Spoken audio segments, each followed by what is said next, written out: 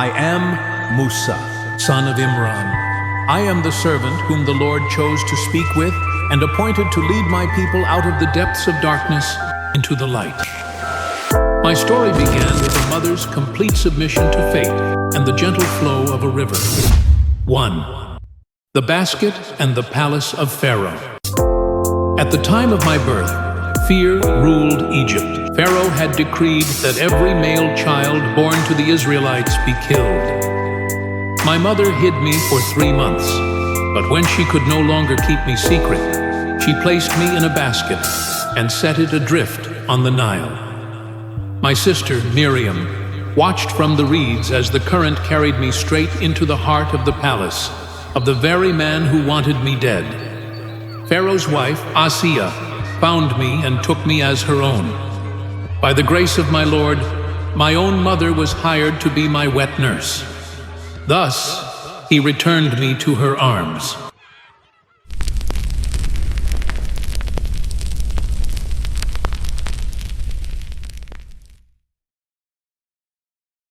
Two, the exile to Midian. I grew up as a prince in the palace, but my heart always beat for my oppressed people. One day, I witnessed an Egyptian mistreating an Israelite. I intervened, and in the struggle, I unintentionally caused the Egyptian's death. Fearing for my life, I fled Egypt and wandered until I reached Midian.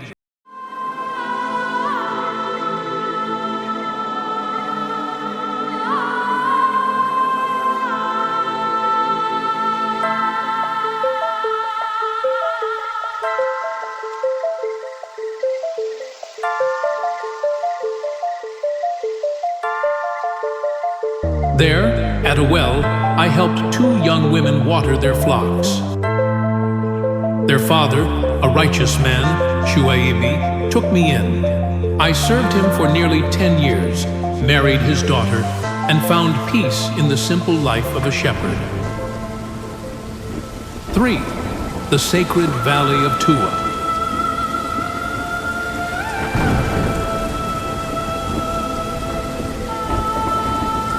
As I was traveling with my family from Midian, I saw a fire on the side of Mount Tur.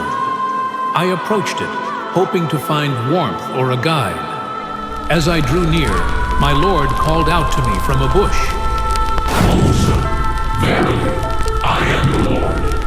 Therefore put off your shoes. Thou art in the sacred valley, Tur.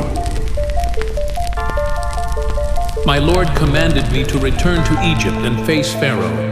I prayed for the knot in my tongue to be loosened, and for my brother,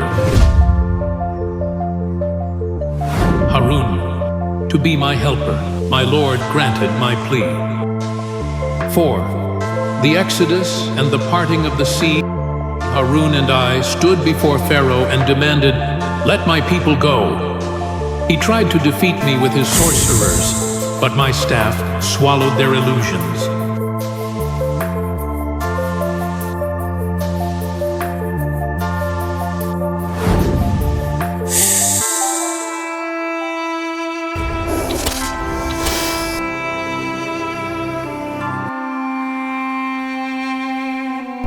Eventually, after many signs and plagues, I led my people out of Egypt under the cover of night.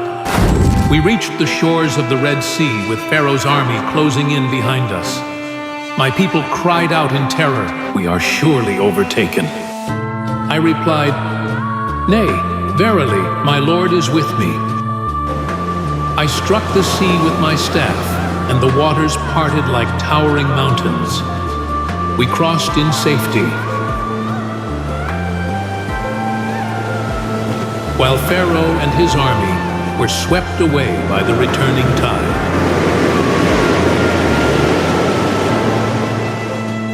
About 40 years in the wilderness.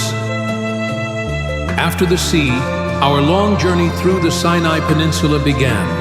My people were often stubborn. They even turned to worship a golden calf in my absence. I went up to Mount Tur for my meeting with the Lord, where I was given the tablets, the laws of faith and conduct.